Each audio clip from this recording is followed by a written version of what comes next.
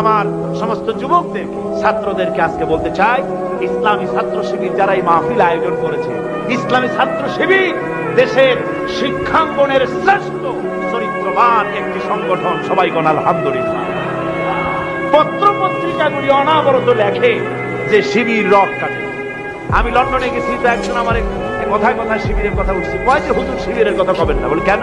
এটা খালি রক কাটে। বলে আশ্চর্য কথা, শিবিরের খায়ে খায়ে কাম নাই, খালি রক কাটে তারা। আপনি পাইলেন কিসে? কয় যে পত্রিকায় পাইছি।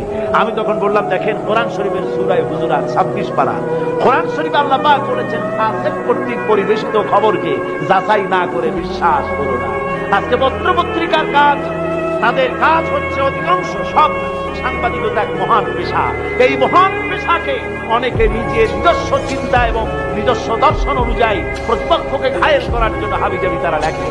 ইসলামী ছাত্র শিবির রাগ কাটে না, গলা কাটে না, মিথ্যে কথা শিবিরের বিরুদ্ধে বলা হচ্ছে।